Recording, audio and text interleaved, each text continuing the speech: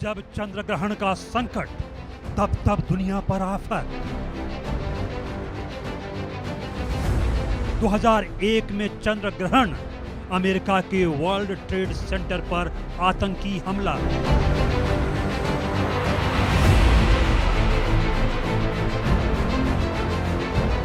2011 में चंद्र ग्रहण, जापान में तोहोकू भूकंप और सुनामी, फुकुशिमा परमाणु संकट पैदा। 2018 में चंद्र ग्रहण, इंडोनेशिया के सुलावेसी द्वीप में भूकंप और सुनामी से हजारों की मौत।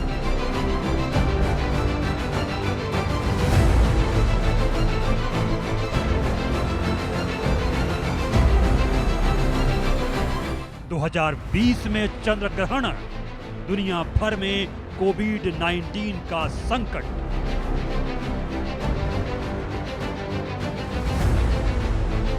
दो 2022 में चंद्र ग्रहण, रूस यूक्रेन युद्ध शुरू। 3 मार्च 2026 को चंद्र ग्रहण, चंद्र ग्रहण से पहले जंग भयंकर। तालिबान पाकिस्तान वॉर, जंग से ईरान में हाहाकार।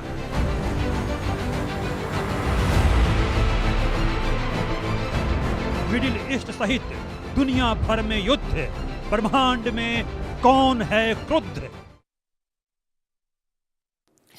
नमस्कार, मैं हूं मनोज मनु। चंद्र ग्रहण बीत चुका है, लेकिन सवाल यह है कि इसका प्रभाव कब तक रहेगा, कैसा रहेगा और दुनिया में मौजूद जंग पर इसका क्या प्रभाव पड़ेगा। वैज्ञानिक इसे महज खगोलीय घटना मानते हैं।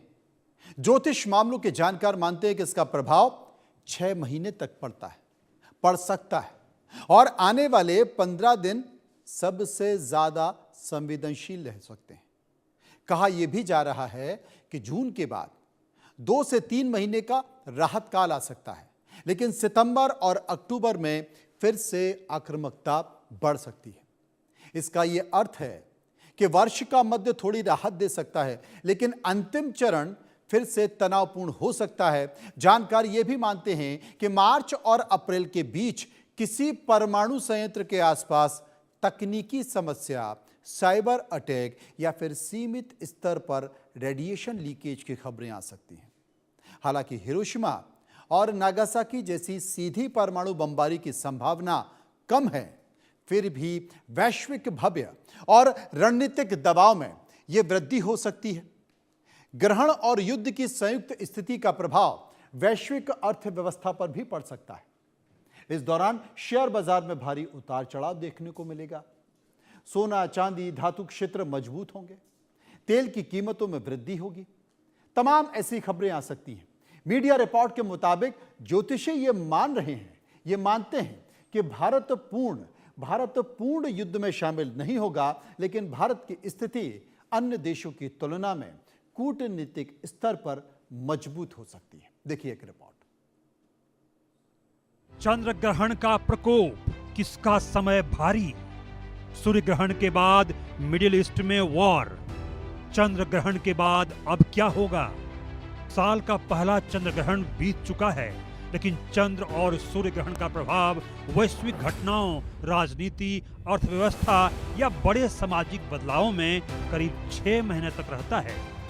हम सबको पता है कि 17 फरवरी को साल 2026 का पहला सूर्य ग्रहण लगा था। इसके कुछ दिनों बाद ही मिडिल ईस्ट के कई देश एक दूसरे से युद्ध करने पर उतारू हो गए। ऐसे में इस चंद्र ग्रहण का असर दुनिया में क्या प्रभाव छोड़ेगा, यह डर सबको है। ईरान के सुप्रीम लीडर खामेनेई की मौत के बाद अब मध्य पूर्व में इजराइल, ईरान और अमेरिका के बीच बढ़ता सैन्य तनाव अब कई अन्य देशों की भागीदारी के कारण व्यापक रूप ले चुका है। रूस और यूक्रेन का युद्ध पहले से ही चल रहा है। वहीं यूरोप के कुछ देश और खाड़ी क्षेत्र भी प्रत्यक्ष या परोक्ष रूप से इस संघर्ष से जुड़ गए हैं। यूं तो चंद्र ग्रहण खगोलीय घटना है, वैज्ञानिक इसे किसी दुष्प्रभाव से आमतौर पर नहीं जोड़ते हैं, जबकि ज्योतिष मामलों के जानकार मानते हैं कि चंद्र ग्रहण और सूर्य ग्रहण का असर पूरी दुनिया पर पड़ता है। इसके साथ ही वैश्विक घटनाओं, राजनीति और इकोनॉमी के क्षेत्रों में असर भी पड़ता है। ज्योतिषियों की माने तो चंद्र ग्रहण केवल एक खगोलीय घटना नहीं है, बल्कि यह सामूहिक मानसिकता और सत्ता के निर्णयों पर गहरा प्रभाव डालता है। चंद्रमा मन, भावनाओं और जन समूह का कारक है।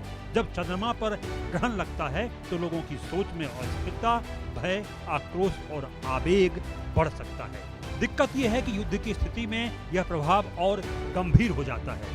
राष्ट्र प्रमुख, सैन्य अधिकारी और राजनीतिक नेतृत्व भी सामूहिक मानसिक दबाव से प्रभावित हो जाते हैं।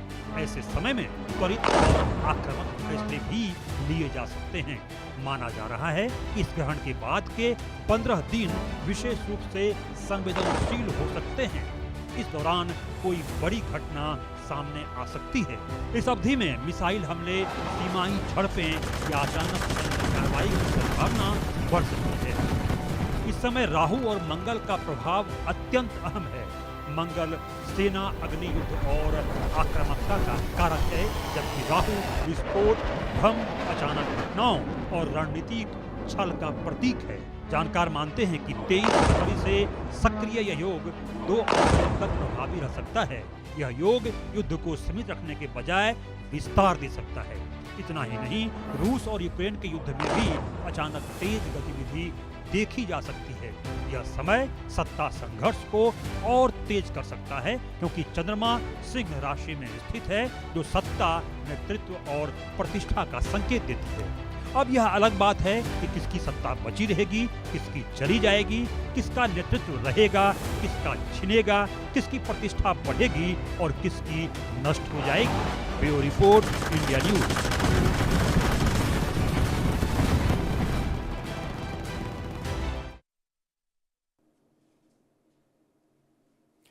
यह भी ध्यान देने की बात है, यह भी ध्यान देने की बात है कि सूर्य ग्रहण के बाद मिडिल ईस्ट में वॉर छिड़ गया। अब 15 दिन पहले सूर्य ग्रहण और अब चंद्र ग्रहण पड़ा है। कहावत यह है कि 1 मास 2 गहना, राज करे या सेना। गहना का मतलब होता है ग्रहण से लगाया जा सकता है। खामने जैसे शासक की मौत कहावत को सिद्ध करती है। कहा यह जा रहा है कि यह ग्रहण और ग्रहों का प्रभाव है। भारत में सिंह राशि में लगने वाला ग्रहण ग्रोथ देगा, तरक्की देगा, लेकिन आंतरिक कलह को भी बढ़ाएगा। इस सदी में चंद्र ग्रहण के असर की बात करें तो जब जब चंद्र ग्रहण आए हैं, बड़ी समस्याएं सामने आई हैं। चाहे वो वर्ल्ड ट्रेड सेंटर का हमला हो, इंडोनेशिया में भूकंप हो, या फिर कोविड का संकट हो, या फिर रूस यूक्रेन की जंग हो। इस तरह से देखिए,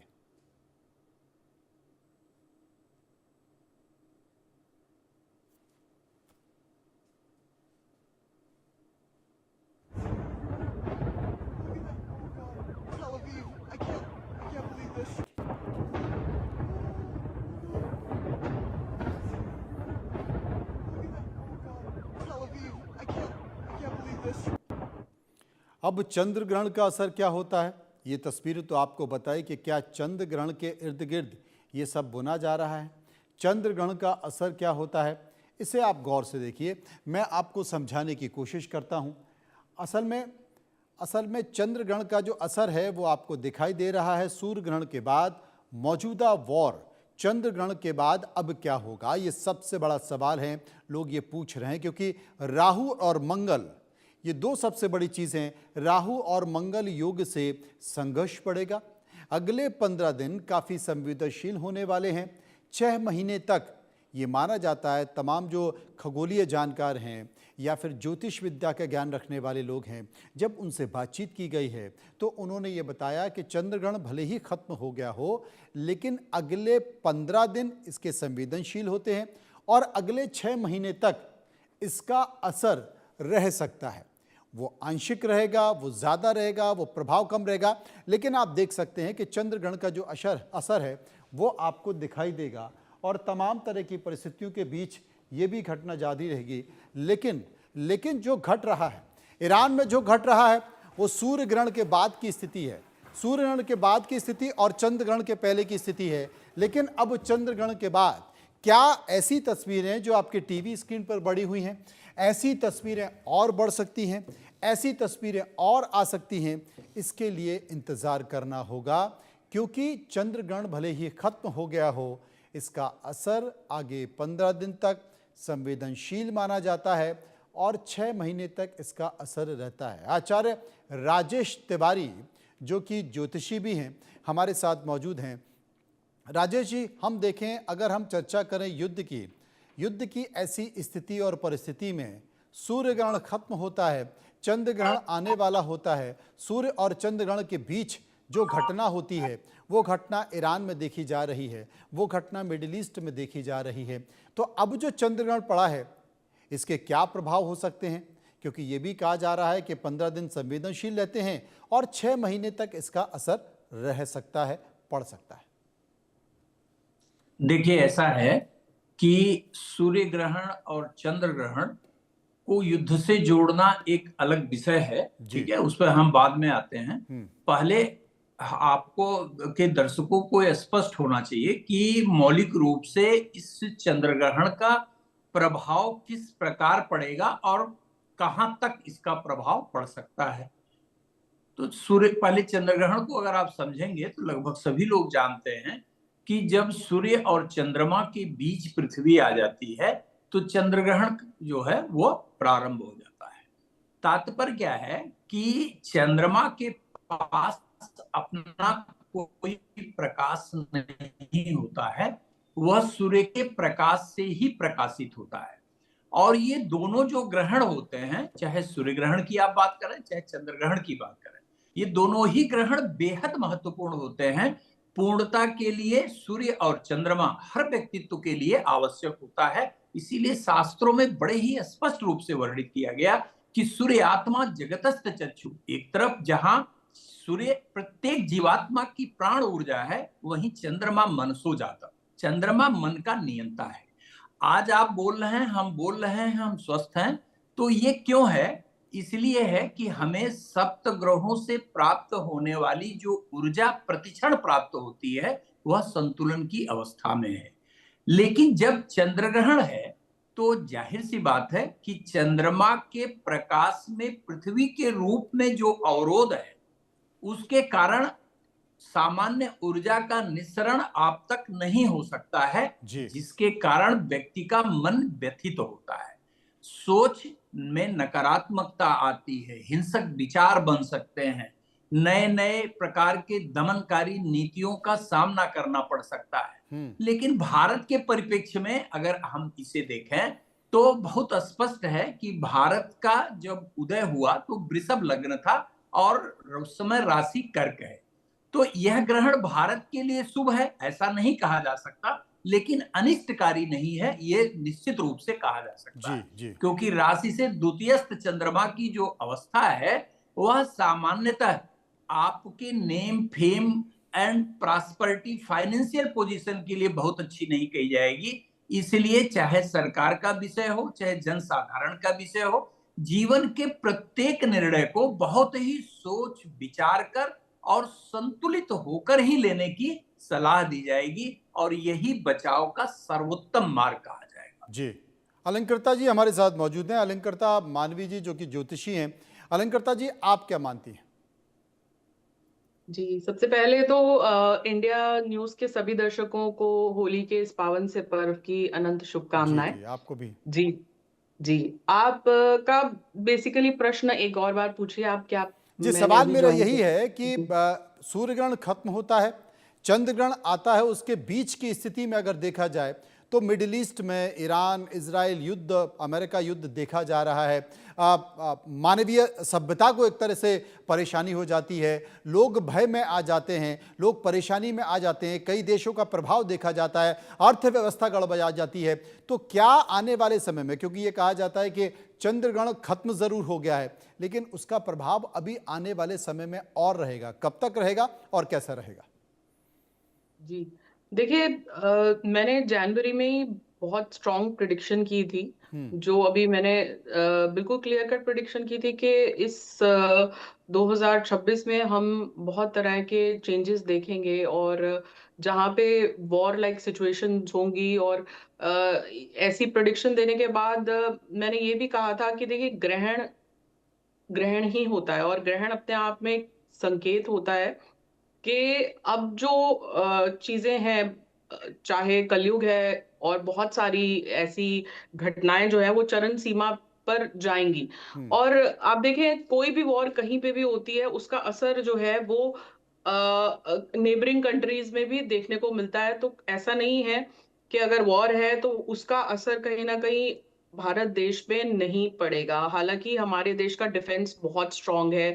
हमारे देश की सुरक्षा के लिए हम जो सुरक्षित बैठे हैं, हम धन्यवाद करेंगे अपने देश के स्ट्रांग डिफेंस सिस्टम का। लेकिन फिर भी इकोनॉमी पे और बाकी सब चीजों पे जब हमारे आसपास लोग व्याकुल हों या परेशान हों या किसी भी तरह की वॉर हो, उसका असर पड़ता है। उसी तरह से जब हम आम लोग जो हैं, बहुत सारे लोग जो हैं, वो साइंस के हिसाब से ग्रहण को एक भूगोलिक घटना ही मान के चलते हैं। लेकिन ग्रहण सेलेस्टिकल बॉडीज का एक तरह से हमें एक संकेत होता है जब वो अलाइंड होती हैं, और कहीं ना कहीं जब चंद सूर्य पे ही ग्रहण लग जाए, जो सबसे बड़ा जनजीवन प्रदान करने का केंद्र है, ऊर्जा का केंद्र है पूरे ब्रह्मांड का, उसमें ग्रहण लग जाना और उसके बाद ये सोचना कि उसका कोई बुरा असर नहीं पड़ेगा या वो अपने आप में किसी बात का संकेत नहीं है, तो ये गलत मानना होगा। अब ये जो संकेत आ रहे हैं, ये बहुत सारी चीजों को क्लियर कर रहे हैं कि आने वाले समय पे हमें अपने बचाव के लिए, अपने एनवायरनमेंट के बचाव के लिए, क्लाइमेट चेंज के लिए और इस तरह की वॉर लाइक सिचुएशंस के लिए हर तरह से प्रिपेयर्ड रहना होगा, और बहुत स्ट्रांग होके अध्यात्म को, अपनी अंतरात्मा की चेतना को जगा के। बहुत सारे लोग आपने देखा है इस काल में, अभी कुछ ही समय पहले बहुत मैंने ये भी कहा था कि बहुत सारे चेहरों से पर्दे उठेंगे, क्योंकि ये सूर्य का साल है, ऑथेंटिक ईयर है, जिसमें जो रियल है वो ही रहता है, जो फेक नहीं है। जो आपने देखा बहुत सारे लोग जिनको हम अपने रोल मॉडल्स मानते थे, कहीं ना कहीं वो भी लोग अब फेक साबित हो रहे हैं। अपने अपने बहुत सारी आपने देखा है कि बहुत सारे तरह की ऐसी खबरें हम सुन रहे हैं देश विदेश से। और अब आप जो है, अगर एप्स्टीन फाइल आप का जिक्र कर रही हैं, लेकिन मैं जी ये कहना चाह रहा हूं कि और कौन कौन सी भविष्यवाणियां, चंद्रग्रहण के कारण या के हाल के दिनों में देखिए, आपकी और कुछ भविष्यवाणियां? एक भविष्यवाणी ये भी है कि कहीं ना कहीं बहुत ज्यादा स्ट्रॉन्ग क्लाइमेट चेंजेस आपको देखने के लिए मिलेंगे। अभी देखिए कि अभी कहीं ना कहीं मार्च का महीना शुरू ही हुआ है और गर्मी अचानक से आप देख रहे हैं टेम्परेचर बहुत हाई लो और फ्लक्चुएट कर रहा है। तो अप्रैल ऑनवर्ड्स आप देखेंगे बहुत जबरदस्त क्लाइमेट चेंजेस होंगे, जल से जुड़े हुए सैलाब आएंगे, कहीं ना कहीं अग्नि से जुड़ी हुई और घटनाएं आपको देखने को मिल सकती है। बहुत तरह का आपको विरोध प्रदर्शन देखने को मिल सकता है। बहुत सारे तरह के धर्म युद्ध होते हुए आपको हमारे देश में ही कहीं ना कहीं धर्म युद्ध होने की संभावना है। कहीं ना कहीं लोगों का आक्रोश बढ़ेगा, कहीं ना कहीं जिन लोगों के अंदर गुस्सा बहुत है, क्योंकि अभी आप देखिए पूर्णिमा का समय है, इस वक्त पीक है पूर्णिमा की। तो पूर्णिमा जब होती है तो आपके अंदर बहुत ज्यादा इमोशनल चेंजेस आते हैं। आपके अंदर अगर बहुत ज्यादा आक्रोश है या गुस्सा है तो वो बढ़ता है। किसी के अंदर शांति है, पीस है, तो ग्रहण से अगर आप अंतर्मुखी हुए हैं तो आप कहीं ना कहीं वो भी आप ग्रहण कर सकते हैं। लेकिन इमोशनली अनस्टेबिलिटी देखने को मिलेगी, रिश्तों में अनस्टेबिलिटी देखने को मिलेगी।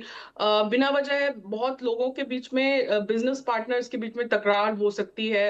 मैरिड लाइफ में जो है वो फ्लक्चुएशन और सेपरेशन जैसे योग बनेंगे, क्योंकि लोगों के दिमाग जो है, मान लीजिए आपने देखा है कि बहुत तरह के हीनियस क्राइम्स जो हम पहले नहीं सुना करते थे, अब वो हीनियस क्राइम्स हम जब सुनते हैं कि किसी बेटे ने पिता का कत्ल कर दिया या पत्नी ने पति को मार डाला, ऐसे ऐसे जो हो रहे हैं ये सब चीजें, तो जब कलयुग पीक पे होता है और खासकर जब पूर्णिमा हो और ग्रहण हो, तो इमोशनल सेल्फ जो आपका होता है वो अनस्टेबल हो जाता है। ऐसे में डिप्रेशन बढ़ता है और सैडनेस जिनमें होती है वो भी बढ़कर आती है। तभी कहा जाता है कि ये समय है वो आत्म संवाद का है, अंतर्मुख होने का है, जप करने का है, दान करने का है, ताकि आपके अंदर की कॉन्शियसनेस, आपके अंदर की चेतना जो है वो स्टेबल रहे, वो वो स्टेबल रहे जगी और रहे। जागृत आप भी एक रहे। दूसरे का बिल्कुल आपने सही जी कहा। आचार्य राजेश जी तिवारी मेरे साथ मौजूद हैं। आचार्य जी, कुछ आपकी भविष्यवाणियां? देखिए, ऐसा है, मैं एक बात आपको स्पष्ट कर दूं कि बहुत पहले आज के 2 वर्ष पहले जैसे ही बृहस्पति अतिचारी हुआ था, तो हमने कहा था स्पष्ट रूप से कि न केवल बृहस्पति के अतिचारी होने से ये युद्ध, अभी तो ये युद्ध समझ लीजिए कि बहुत सामान्य है। बृहस्पति को 2032 तक अतिचारी होना है। इसमें आप देखेंगे कि विश्व युद्ध की स्थिति भी आ सकती है। आज जो यूएस के रूप में या जो दादागिरी है या जो भी कह लीजिए आप, ये पावर सेंटर भी शिफ्ट होंगे। नेचुरल जो प्रकृति है वो खुद अपना संतुलन तलाशेगी और उसके लिए जो भी आवश्यक है उसके लिए, चाहे वो बाढ़ के रूप में, बाढ़ विभीषिका के रूप में, गर्मी के रूप में, किसी भी ज्वालामुखी के रूप में, प्रकृति स्वयं संतुलन तलाश करेगी। और एक बृहस्पति के सामान्य गति अर्थात 2032 में जब जुपिटर अपने नॉर्मल स्पीड से चलना शुरू होगा, उसके पहले प्रकृति पूर्ण रूप से संतुलित हो चुकी होगी। आर्थिक रूप से आप कह लीजिए या जनसंख्या के रूप में कह लीजिए, किसी भी रूप में। क्योंकि एक बात सदैव याद रखिए, कभी भी किसी भी देश को लीजिए या विश्व को लीजिए, बृहस्पति का दूसरा नाम जीव होता है। ठीक है, बिना बृहस्पति के कुछ भी संभव नहीं। ये जिस किसी भी रूप में आप बात करें, आप कोविड की बात करें, आप फर्स्ट वर्ल्ड वॉर की बात करें, आप सेकेंड वर्ल्ड वॉर की बात करें, या जो इनकमिंग वॉर हैं उनकी भी बात आप करें, तो जब तक जुपिटर की स्थिति खराब नहीं होती तब तक किसी भी प्लैनेट्स के अंदर ये जीव को मारना, जीव के प्रजनन, ये किसी के पास क्षमता नहीं। तो बृहस्पति की अतिचारी अवस्था न पूर्व के युद्धों के लिए जिम्मेदार है, वर्तमान के युद्धों के लिए भी जिम्मेदार है और आगे भी रहेगी। और ये जो युद्ध की स्थिति है जिसको आप इस चंद्रग्रहण से जोड़ रहे थे, वह मौलिक रूप से उसकी भी अवधि हम बताएं, अभी कम से कम जब तक मंगल की सशक्त अवस्था नहीं होगी, मतलब 17-18 मार्च के पहले ये किसी परिणत की तरफ पहुंचना या रिजल्ट कोई निकले, ऐसी कोई संभावना। मैं समझ गया। 17-18 मार्च का जिक्र आप कर रहे हैं और मुझे लगता है वही समय डोनाल्ड ट्रंप ने भी कहा है अपने बयान में। उन्होंने कहा है कि अभी कम से कम 2-3 हफ्ते ये चलेगा। आने वाले स्थिति में देखते हैं। सारी टू से मेरे स्टेटमेंट को डोनाल्ड से मत जोड़िए आप, डोनाल्ड जी से। नहीं, मैं आपको बता रहा हूँ, डोनाल्ड ट्रंप ने भी ये कहा है कि अभी ये 2-3 हफ्ते चलेगा। तो 3 हफ्ते देखना होगा कि क्या स्थिति है। बहुत बहुत शुक्रिया करेंगे राजेश जी का, शुक्रिया हम करेंगे मानवी जी का जो विस्तार से चर्चा कर रही थी। रुकेंगे यहाँ पर कुछ पलों के लिए, बात करते हैं।